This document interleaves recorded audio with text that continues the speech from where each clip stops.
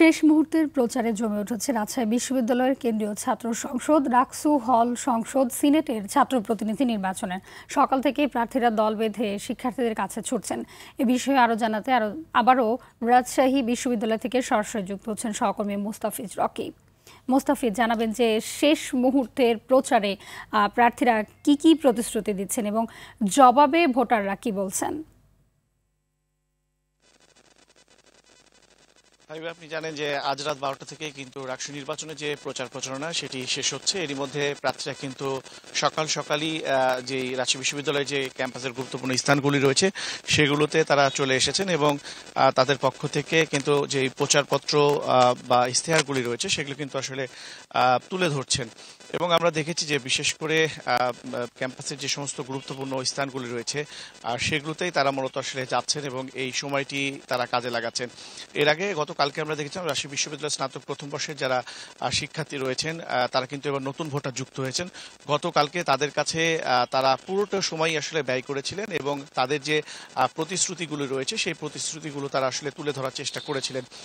এছাড়াও আমরা গতকালকে দেখেছিলাম যে বিশেষ করে নির্বাচন কমিশনের সাথে প্রশাসনের একটি বৈঠক হয়েছে এবং সেই বৈঠকে কিন্তু সিদ্ধান্ত হয়েছে যে রাকসু নির্বাচনে আসলে কি ধরনের নিরাপত্তা থাকবে। সেই ক্ষেত্রে আমরা যতটুকু আসলে জানতে পেরেছিলাম যে 2000 পুলিশ সদস্য, পাশাপাশি 12 প্লাটুন র্যাব এবং 6 প্লাটুন বিজিবি কিন্তু মোতায়েন রাখা হবে। এবং আজকেও কিন্তু আমরা ক্যাম্পাসের বাইরে এবং ভেতরে অতিরিক্ত যে পুলিশ মোতায়েন সেটি কিন্তু দেখেছি। এবং এছাড়াও কিন্তু আমরা যতটুকু আসলে জানতে পেরেছি নির্বাচন কমিশনের পক্ষ থেকে এরই মধ্যে স্বচ্ছ যে ব্যালট বাক্স, পাশাপাশি স্বচ্ছ ব্যালট পেপার, এছাড়াও যে নির্বাচনী যে সরঞ্জামগুলি রয়েছে সেগুলো কিন্তু এরই মধ্যে প্রস্তুত রাখা হয়েছে। পাশাপাশি নির্বাচন কমিশনের পক্ষ থেকে আজকে যে সমস্ত একাডেমিক ভবনে ভোট গ্রহণ অনুষ্ঠিত হবে সেই সমস্ত একাডেমিক ভবনে কিন্তু এরই মধ্যে নির্বাচন কমিশন যাচ্ছেন এবং যেই ভোট গ্রহণ যে সমস্ত বুথগুলিতে করা হবে, অর্থাৎ 900টি বুথ এরই মধ্যে প্রস্তুত রাখা হয়েছে।